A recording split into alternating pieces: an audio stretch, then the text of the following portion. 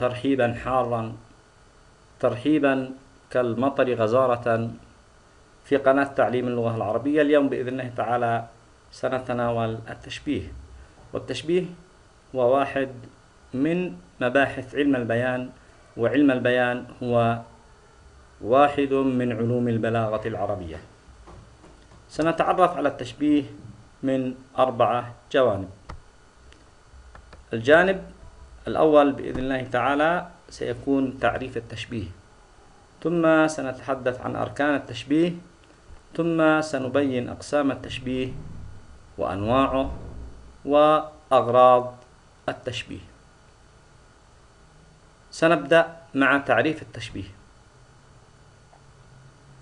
التشبيه هو التمثيل، فعندما أقول شبهتك بفلان فأنا أقصد أني مثلتك به. تقول العرب هذا مثل هذا وشبهه. التشبيه لغة هو التمثيل، أما في اصطلاح البلاغة فهو عقد مماثلة بين شيئين أو أكثر، أردنا أن نبين اشتراكهما في صفة واحدة أو أكثر من صفة. نستخدم لذلك إحدى أدوات التشبيه. طبعا التشبيه هذا يكون لغرض يريده المتكلم. أعيد توضيح التعريف مرة أخرى. هو عقد مماثلة بين شيئين. مثلا عندنا هنا المثال زيد كالأسد شجاعة. الشيئان هما زيد والأسد. أردت أن أبين اشتراكهما في صفة. ما هي الصفة التي اشتركا فيها؟ هي الشجاعة. استخدمت لذلك أداة التشبيه الكاف. غرضي من هذا التشبيه هو تحسين وتزيين المشبه الذي هو زيد، فأردت أن أزينه لمن يسمعني أو يقرأ لي بأن زيد شجاع وشجاعته كالأسد. إذن ماثلت بين زيد والأسد، هذان الشيئان اشتركا في صفة الشجاعة. سننتقل الآن إلى أركان التشبيه. عند النظر إلى المثال السابق سنجد أن لدينا طرفاء التشبيه أو ركناه الأساسيان، وهما المشبه والمشبه به. دائما المشبه به يكون هو من يشتمل على الصفة بدرجة عالية. فالمشبه به هنا في المثال زيد كالأسد شجاعة هو الأسد، والمشبه زيد، فأنا شبهت زيد بمن؟ بالأسد. الصفة التي اشترك فيها زيد والأسد أو أردت أن أبين اشتراكهما فيها هي صفة الشجاعة، ولذلك أسمي هذه الصفة وجه الشبه.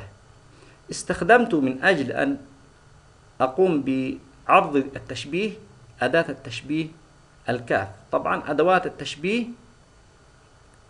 كل أداة تدل على المماثلة والمشابهة، الكاف أو مثل أو نحو أو أي أداة أو شبيه أو مماثل، أي كلمة تدل على المشابهة والمماثلة نسميها أداة تشبيه. مثلا ممكن أقول زيد كالأسد شجاعة أو كالأسد في الشجاعة، وأقول زيد مثل الأسد شجاعة. هنا أركان 4: المشبه والمشبه به، وجه الشبه، وأداة التشبيه. الركن الأول والثاني المشبه والمشبه به هما الركنان الأساسيان. ماذا نقصد بالركنين الأساسيين؟ نقصد بهما أنه لا يمكن أن يحذف واحد منهما أو أحدهما من التشبيه. أما وجه الشبه وأداة التشبيه بإمكاننا أن نحذفهما أو نحذف واحد منهما أو أحدهما. فمثلا ممكن أن نقول زيد كالأسد، أحذف وجه الشبه. ممكن أن أقول زيد أسد في الشجاعة، أحذف الكاف التي هي أداة التشبيه. إذن هذه الأركان وفقا لهذه الأركان وتوفرها في الجملة فإننا سنتعرف على أنواع التشبيه. قبل أن ننتقل إلى أنواع التشبيه أريد أن أسأل: أين أركان التشبيه في هذا المثال؟ أنت كالبحر في الكرم.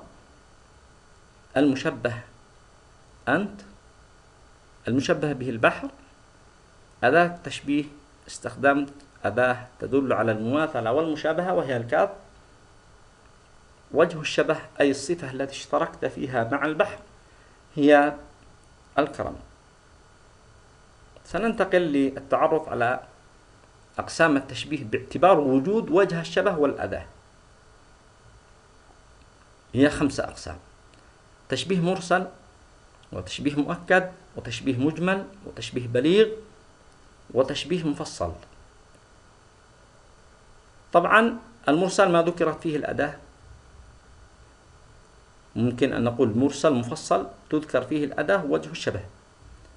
التشبيه المؤكد هو التشبيه الذي تحذف منه الأداة، والتشبيه المجمل والتشبيه الذي يحذف منه وجه الشبه، والتشبيه البليغ هو ما حذف منه وجه الشبه والأداة. سنلاحظ ذلك من خلال تحليل مثال لكل واحد من هذه الأنواع. أولا التشبيه المرسل المفصل. مثلا نقول: أنت مثل البحر في الكرم. المشبه موجود أنت، المشبه به موجود في الجملة وهو البحر. أداة التشبيه مثل موجودة. وجه الشبه أي الصفة التي اشتركت فيها مع البحر هي الكرم موجودة. إذن طالما أن الأركان 4 موجودة أسمي هذا التشبيه تشبيه مرسل مفصل. التشبيه المفصل المؤكد: أنت البحر في الكرم. ما الذي حذف هنا؟ حذفت أداة التشبيه، فالمشبه موجود، المشبه به موجود، لكن الأداة محذوفة. وجه الشبه أيضا موجود الذي هو الكرم. أنت البحر في الكرم، هذا تشبيه أسميه مفصل مؤكد. مفصل لأن وجه الشبه مذكور، ومؤكد لأن أداة التشبيه حذفت. وكأني أقول أني لم أرد هنا أن أبين اشتراكك مع البحر في الكرم، ولكن أردت أن أقول أنك أنت نفس البحر في الكرم، هو لا يزد عليك في صفة الكرم، بل أنتم متساويان. هذا الغرض من التشبيه، هذا التشبيه الذي نسميه تشبيه مؤكد. التشبيه المرسل المجمل: عندما أقول أنت مثل البحر حذفت الصفة وجه الشبه حذفتها على ادعاء أنك تشبه البحر في مجمل الصفات، فأنت مثله في الكرم وفي الهيجان والغضب وفي كل الصفات، وحتى في الملوحة مثلا. أنت مثل البحر، فأنا حذفت وجه الشبه هنا. عندما يحذف وجه الشبه يسمى هذا التشبيه بالتشبيه المرسل المجمل. فعندما نحذف أداة التشبيه وجه الشبه كما في المثال أنت البحر، هذا التشبيه أسميه تشبيه بليغ. طبعا هو أجمل أنواع التشبيه، على ادعاء أنك أنت البحر في كل صفاته وفي مجمل صفاته، وأنك أنت البحر فعلا لم على ادعاء هنا تماهي التشبيه بين البحر وبين المشبه، بين المشبه والمشبه به. إذن هذه أنواع التشبيه الاعتيادية. هذه الأنواع، هناك أنواع أخرى نريد أن نفصلها أكثر تفصيلا، سنتحدث عنها في فيديو قادم.